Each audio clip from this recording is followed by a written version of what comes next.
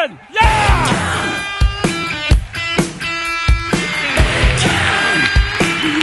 That was an introduction. Thank you.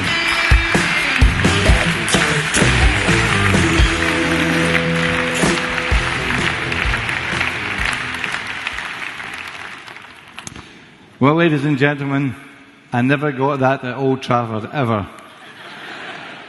I'm disappointed now and then. But I'm delighted to be here. When I was the manager at Manchester United, I never looked back in my career. I was never interested in what happened yesterday. I was always interested in what was happening today or tomorrow. That was always important. But obviously, since I've retired, I've had a look at my career and I've tried to understand all the things that happened in 27 years. And I broke it down into 4 parts. The foundation, the communication, the preparation, and adapting to change.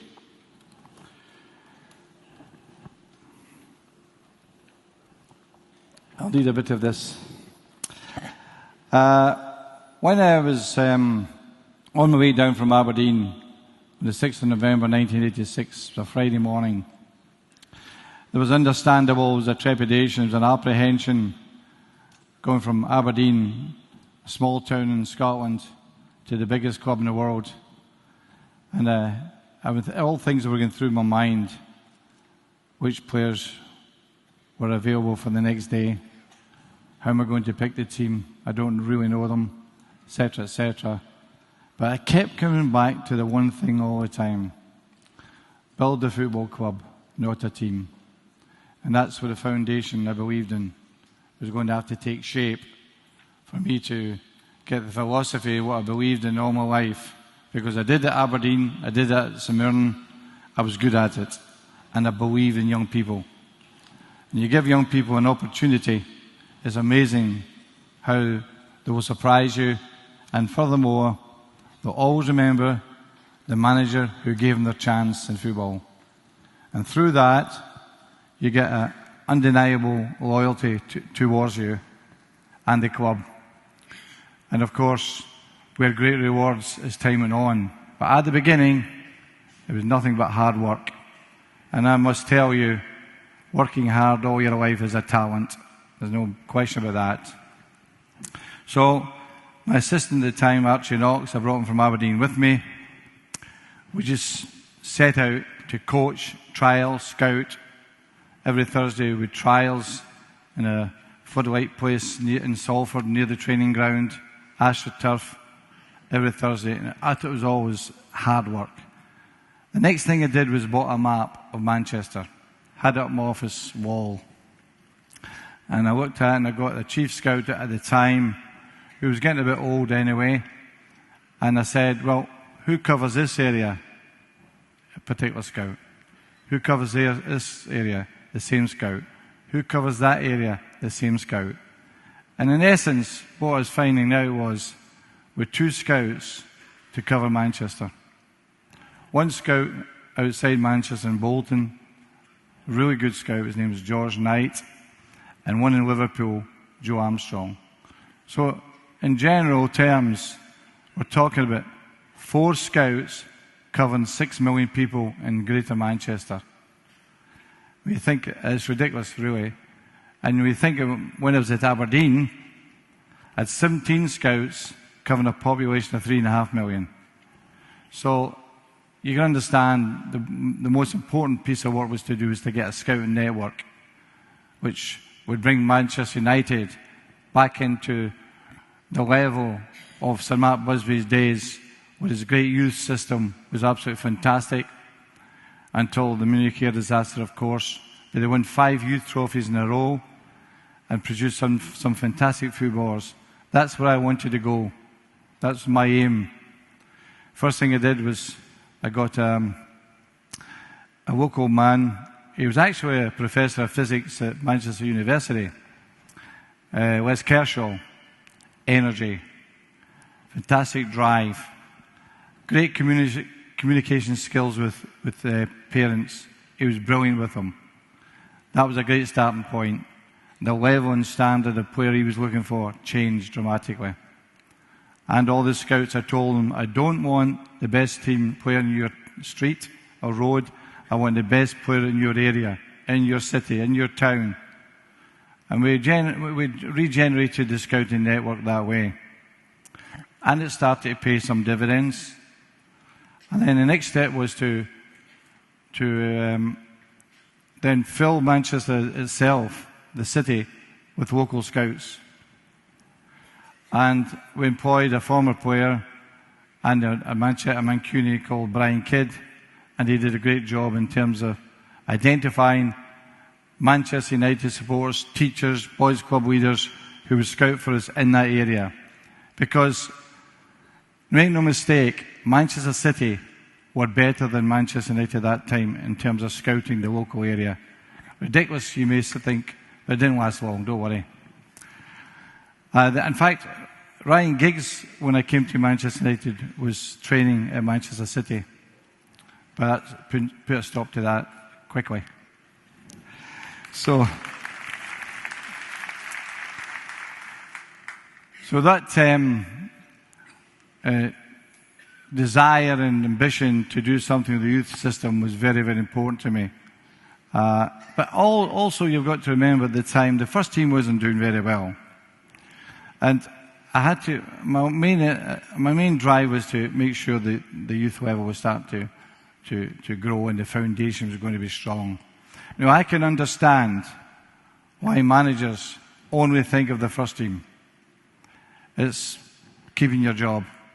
It's a result industry, and you only need to look at the last couple of months in English football. I think there's been 17 managers have already been sacked since the start of the season. And one in particular, one of my old players, who I think is a very talented young man, Ole Gunnar Solskjaer, he left a very comfortable job in Norway with old Molde, went to Cardiff City last November, and he's sacked after 4 games this season. But he'll be okay, he's a good man. But it tells you about the kind of industry that football managers are in today, and being a result industry, and I can understand why they're only interested in their first team. But I was never afraid of what I was doing because I believed in it. I wasn't afraid of the sack because I knew it was the right thing to do.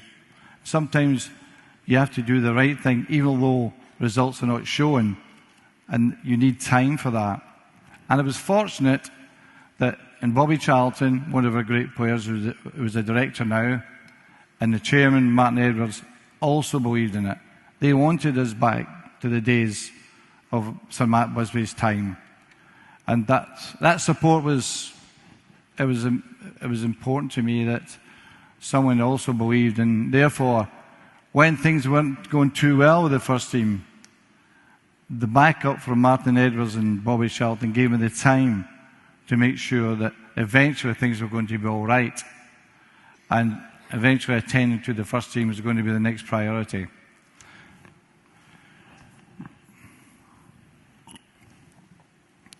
But also, and the foundation we felt that was there and it would last forever, because then there's a continuity, there's a flow always coming. And in time we were able to plan differently because of that. But the communication was really, really important also. I was asked at Harvard last year about communication. I was asked what would I like to have known 30 years ago that I know now. And it was communication, because I was good at it anyway. I was a communicator with people. And I made the point of getting to know everyone who worked in Old Trafford, from the laundry girls, to the ground staff, to the kitchen staff, to the general office, to know their names and recognise them. Because, you know, some of those people at Old Trafford, they've been there over 30 years at that time. Some have been a lifetime from leaving school to go into Old Trafford.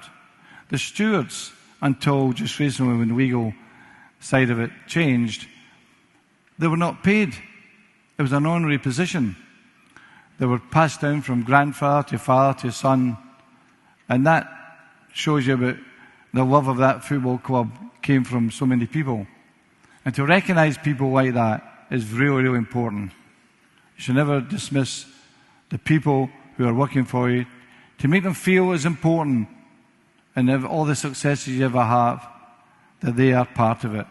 And that was really important for me to get to know everyone in the club in that way. And also by doing that, you create what was once known in Manchester United under Sir Matt Busby, the family spirit. And when you have people who you recognise and appreciating, it's amazing how you can build the four walls around you in terms of support. It was really, at that time in particular, when the first team wasn't doing well, that was a vital component of the future. Getting the support from all the staff. And then going to the first team, as I've always done in my football clubs, the best preparation is on the training ground. Absolutely no doubt about that. I've had a few assistants over the years, probably I think 6, and they're always given the mandate, make sure the training session is 100% to my liking. That is intensity, concentration, and the work ethic. Absolutely vital.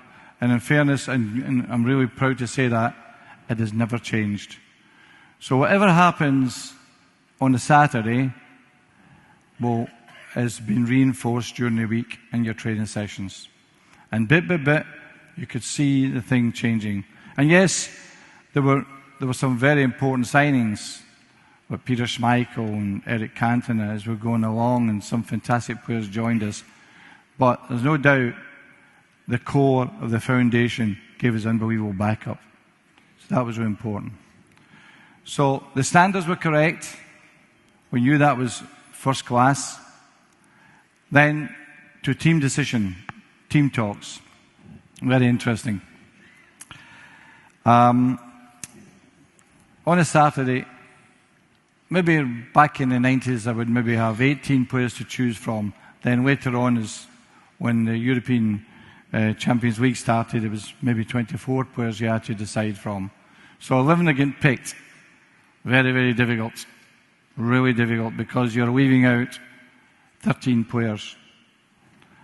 And I always made the point, through my own experience as a player, of speaking to every player individually. Because I had to make them feel that although they weren't playing in that particular game, their contribution was recognised by me. And also they would be playing maybe in a future game. In time, as the consistency in my management came along, I was able to say to some players, look, you're not playing tomorrow, you're not playing next week, but you're playing against Liverpool and Arsenal in 2 weeks' time. Get yourself ready. So I had that confidence and trust in these players and their character to be able to plan ahead for a more important game. So the changes were sometimes tactical, but in essence, telling the player is not easy. And I hope that they always understood that they will make a contribution. Because at the end of the season, I want them to get that medal and say that themselves, yep, I played my part. I was part of this great team. And that's what we did regularly. So picking the team is always a difficulty. On the team talks itself, I went through also the tactical part. But in the motivation, I very, very seldom spoke about football in general. I usually spoke about the human element. And I chose some areas of the human element that I was experienced with. In fact, I was brought up in the shipyard area. And I would speak about shipyard workers having to work in the winter in Scotland. Absolutely dreadful conditions. I once did an interview on top of one of the ships in the Clyde, and it is absolutely freezing cold. You can't believe how cold it is. The wind is howling down the river, and I'm up in the top of this ship. There's a young boy, he's only about 23 years of age, and he's interviewing me, and his mic is shaking with the cold. And he says to me, Mr. Ferguson, what do you think gives you the character of the Clyde side, and I said to him, "Do you feel that wind?"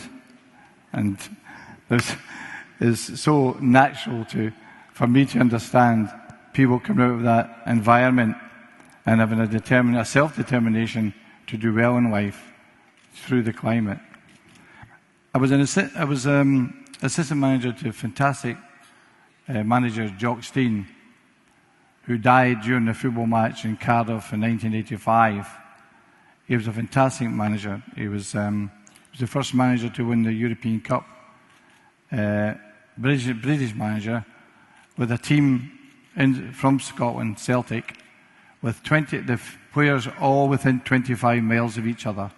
Can you believe that? It could not possibly happen today. But he was a fantastic manager. And he told me, he was a miner. Originally he was a miner before he became a footballer. And he says, "You know something, son?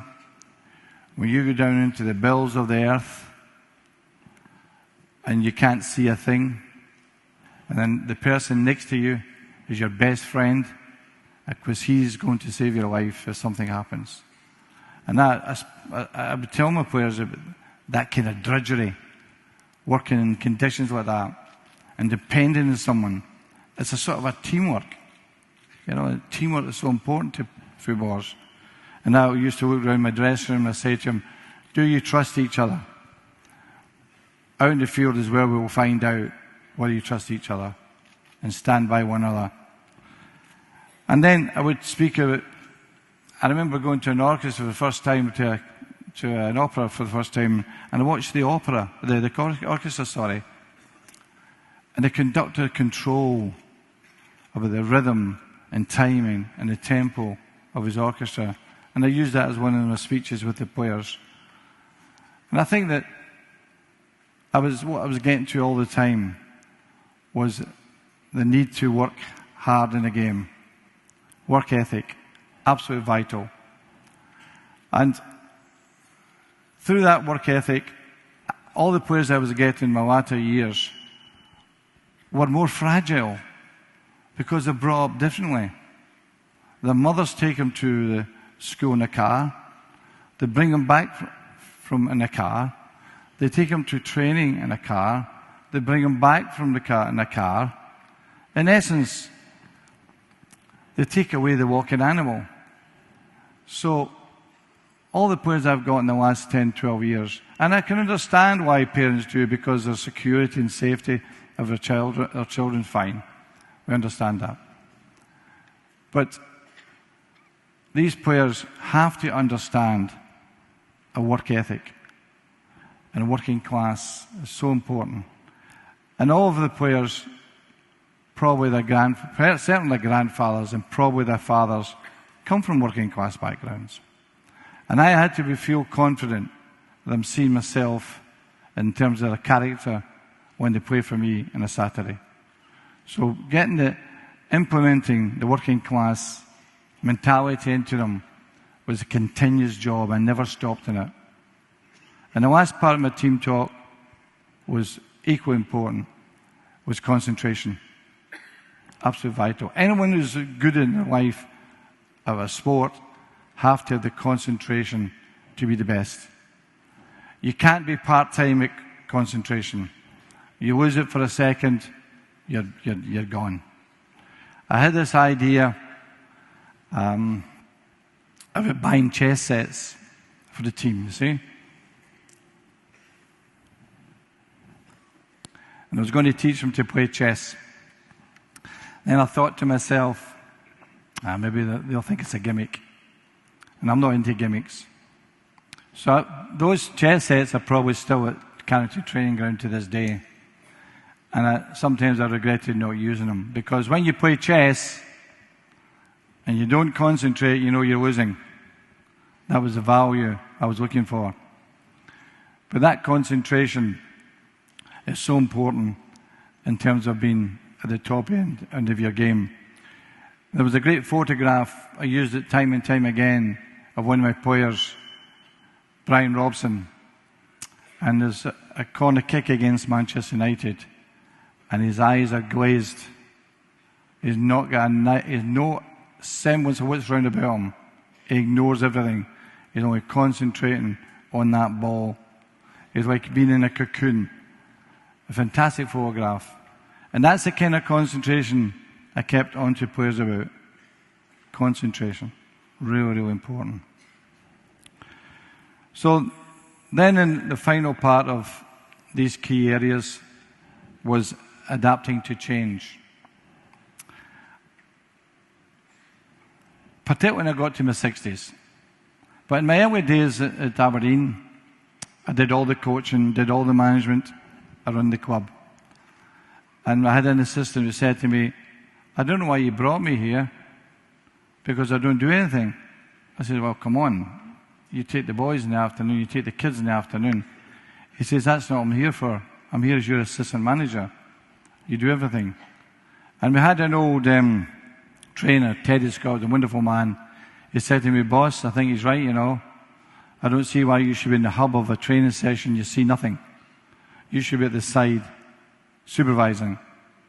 And I says, let me think about it. And my assistant Archie Knox says to me, don't think about it, do it. So I says, I'll give it a try. He says, no, don't. Just do it.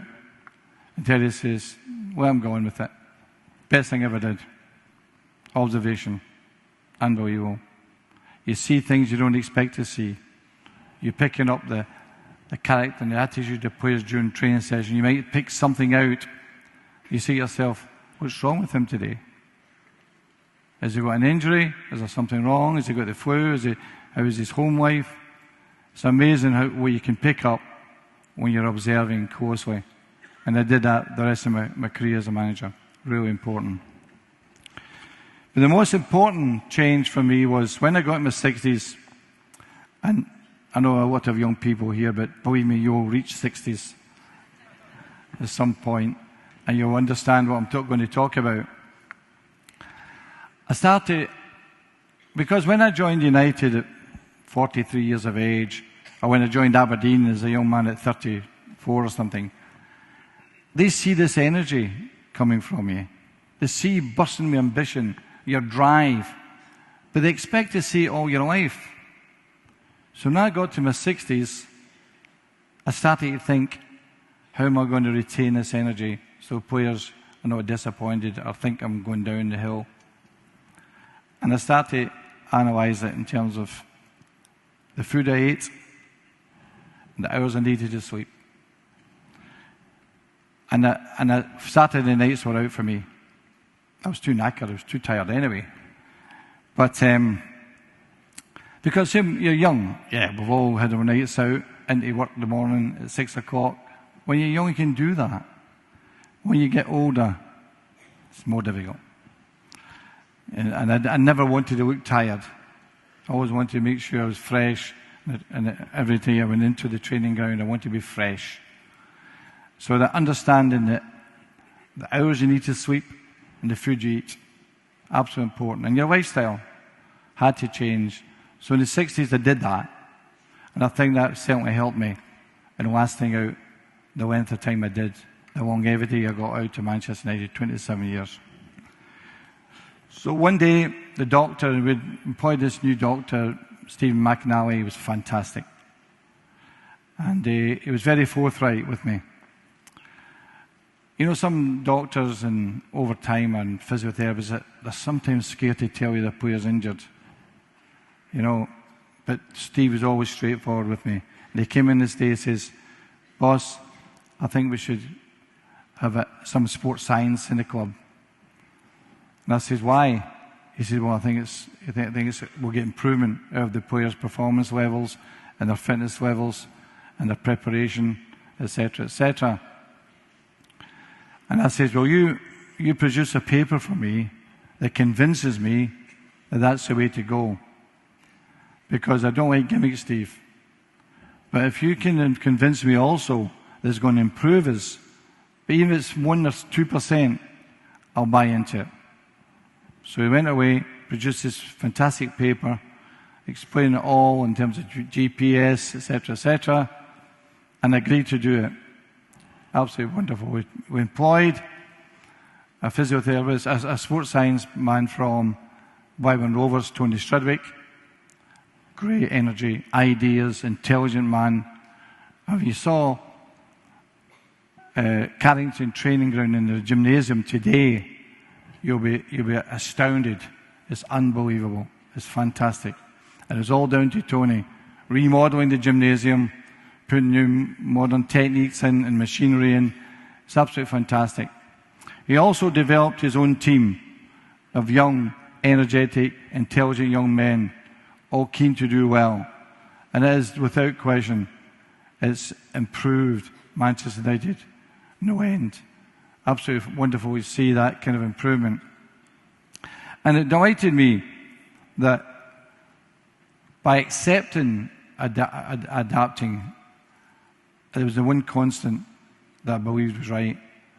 It was really, really strong message to me that you have to sometimes look to get 1% all the time, 1%, improve yourself. And the final part, really, that I'm so proud of, many people say to me, who's the best signing you've ever made? And of course, some names will jump out of your mind at the moment. Ronaldo, Rooney, Van Persie, some great players. But you know, when I look at the Carrington Training Ground now, I would have to say it's a medical centre. For years, I banged the drum about building a medical centre for the team, which could do everything apart from operations, CAT scans, ultrasound, dentist, chiropody, everything it can do there. It's unbelievable. And eventually, we got the Glazer family to accept it and finance it. I think it was something like 18 to 20 million, something like that. Now, when I say it's the best sign ever made, obviously, it's never going to give supporters the joy of watching Ronaldo or Rooney or Van Persie at the gigs at the schools, obviously. But when you think about it, Ryan Giggs was 20 years with me. 20 years, a fantastic player. Ronaldo was 6 years with. I thought that was fantastic to have a player like that for 6 years. Come from an island in the Mediterranean. Sorry, off the Mediterranean. Madeira, sorry. Young man, 17 years of age. We get 6 years out of him. It was fantastic. But he goes. Ryan retires. The medical centre is still there and will always be there. And that's why I sometimes say to myself, I'm so proud of that medical centre, because it's my lasting contribution I made to Manchester United. And it's a testimony to the imagination we have about making us better, because we cannot stand still with Manchester United. It's like a moving bus. If you miss it, you're left behind. And nobody wants to be left behind in Manchester United.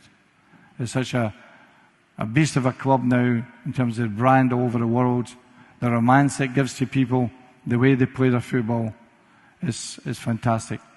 So this all led, those 4 key areas led me to one thing. The pinnacle of my career, 1999, Barcelona, Bayern Munich, a Champions League final. It's the best day of my life. Now, some people say, I can understand, a lot of people say we're lucky. I don't think so.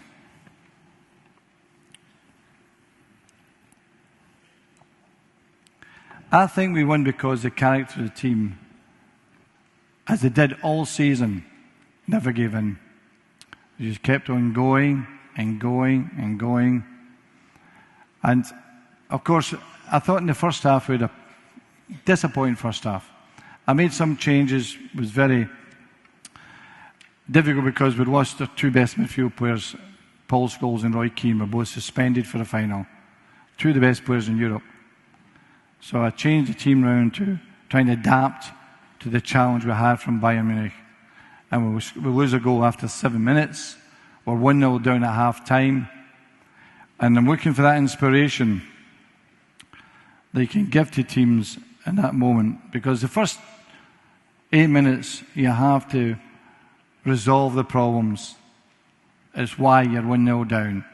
But the last few minutes is about the encouragement, the motivation to make sure that they live up to their expectation.